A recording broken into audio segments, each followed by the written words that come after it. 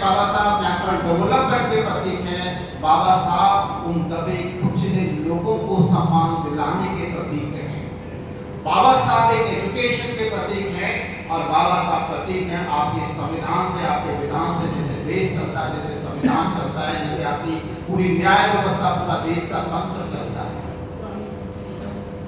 आप देखिए, कल्पना करिए, बाबा साहब ने उस समय किस करुणा के साथ, किस दर्द के साथ, किस टचेबडी के साथ, छुआछूत के साथ, उस समय का क्या दौर था। कल्पना करिए, आज तो हम एक स्वर्णिम दौर में हैं, और आप जैसे बच्चे तो बहुत लकी हैं, बहुत फॉर्चुनेट हैं कि आप दिल्ली विश्वविद्यालय के मोतीलाल कॉलेज में शिक्षा ले रहे हैं, मेट्रोपोलिस जीवन में आप यहाँ पर रह रहे हैं। लेकिन उन्होंने अपनी हिम्मत नहीं हारी, अपना जुनून नहीं छोड़ा, क्योंकि बाबा साहब ने बहुत गरीबी से वो छुआछूत को सहा। उस समय जो भेदभाव था, जो सुदृढ़ व्यवस्था थी, उस समय जो एक अपमानजनक स्थिति थी, उसको एक नीलकंठ की तरह उन्होंने पिया था। लेकिन उनकी महानता थी कि जब भारत का संविधान लिखा, जब भारत का वो विधान बना, कहीं भी किसी भी आर्टिकल में, किसी भी चैप्टर में कोई वो उनका द्वेष का भाव, कोई वो जो उन्होंने उस पीरियड में देखा था, कहीं पे नहीं आया। क्यों नहीं आया? क्योंकि वो एक व्यक्ति विशेष, एक समाज के लिए काम नहीं कर रहे थे, वो एक राष्ट्र के लिए काम कर रहे थे, वो एक भारत राज्य के लिए काम कर रहे थे। और शायद इतना खूबसूरत जो संविधान उन्होंने दिया, जो आज कहते हैं कि I will see you in the court, और कोर्ट किसे चलता है? संविधान से, रूल से, रेगुलेशन से। जितने खूबसूरती से उन्होंने बनाया, और शिक्षा को उन्होंने सिर्फ और सिर्फ एकमात्र हथियार बनाया। क्योंकि अफ्रीका में नेल्सन मंडेला, एक सेंट फ्रांसिस्को यूनिवर्सिटी है, वहां पर उन्होंने शिक्षा के बारे में कुछ लाइन लिखवाई। He was very much inspired by the Ambedkar and Gandhi. वो कहते हैं कि to destroy a nation does not require any kind of atomic bomb or any kind of missile. Only it requires the lowering level of quality of education. If it is so, the patient will die in the hands of doctors. Buildings will collapse in the hands of so-called engineers. The judiciary will collapse in the hands of judges, and the entire education will collapse in the hands of educators. So education बहुत important है, education is the foundation. Vivekananda हो, गांधी हो, अम्बेडकर इस बात के परोपकारी थे, इस बात के अग्रणी थे। वो हमेशा कहते थे, if you educate a man, अगर आप एक इंसान, एक मेल के लिए एजुकेट करते हैं तो सिर्फ एक मेल एजुकेट होगा, लेकिन अगर आप एक फीमेल को एजुकेट करते हैं, पूरा समाज एजुकेट होगा।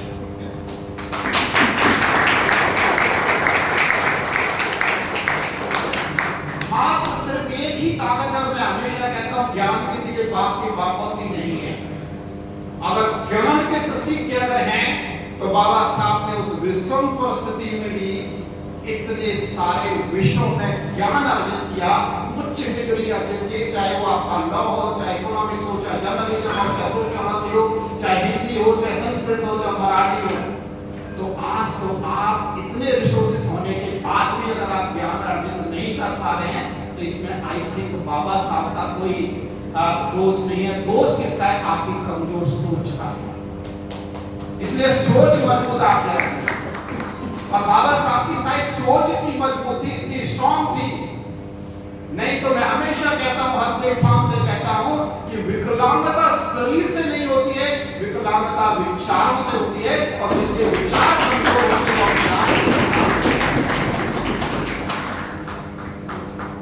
किसी ने बहुत अच्छी लाइन कही थी कि बरसात हुई, कानों में इतना सा गहरी गर्मी किसी की हो, ज्यादा समय तक नहीं रहती है। इसलिए जिंदगी में याद रखिए, इसलिए जिंदगी में रात का अंधेरा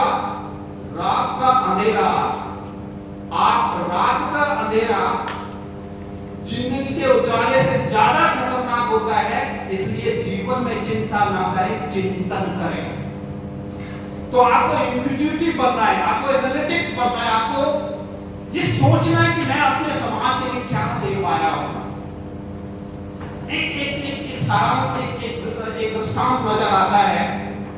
बाबा साहब के बहुत अच्छे स्कॉलर थे, बहुत अच्छे मैनेजर थे, बहुत अच्छे ओरेटर थे, बहुत अच्छे समाज की नब्ज को पकड़ते थे। और वो पकड़ते इसलिए थे क्योंकि उन्होंने उस समय उस समाज के जीवन को जिया था। आपने तो कोई भी जरा सी चीजें नहीं जी है, जरा सा थोड़ा सा अप्स एंड डाउन आया, जरा से थोड़ी सी प्रॉब्लम्स आई, सारे के सारे गिर जाते हैं। सीखो तो बाबा साहब से सीखो।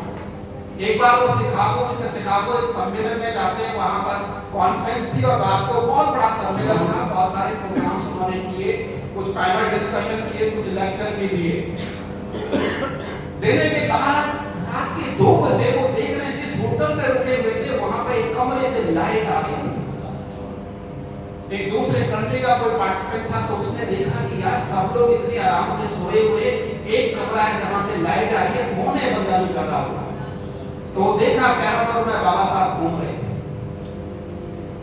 तो उसने उनके पास गया, पूछा कि आप कौन के? मैं तो वी आर अमेरिका। आप कहां से? मैं भारत से।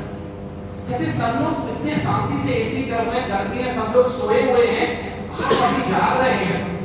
तो बाबा साहब एक बात कहते हैं कि ये लोग जितने सब लोग सोए हुए हैं वो समृद्ध समाज से हैं, मेरा समाज तो सदियों से सोया हुआ है, अगर मैं ही सो गया तो मेरे समाज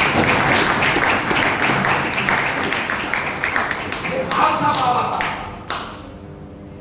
और बाबा साहब को एक्चुअल में सिर्फ हम, मतलब वो बाबा साहब के संविधान को तो याद करते हैं, लेकिन उसके आगे उसके रचयिता को शायद अभी भी हमने उतना सर्व स्वीकृति के साथ एक्सेप्ट नहीं किया है, और उसके शायद पॉलिटिकल रीजंस हो सकते हैं। क्योंकि नरेशन आज की डेट में ये सेट कर दिया है कि बाबा साहब दलितों के मसीहा थे, दलितों के नेता थे। अरे ऐसा नहीं है, बाबा साहब को ज्ञान के प्रतीक थे, बाबा साहब को संविधान के प्रतीक थे, बाबा साहब राष्ट्र के प्रतीक थे, बाबा साहब देशी निबंध की विदेशों तक उनकी इज्जत।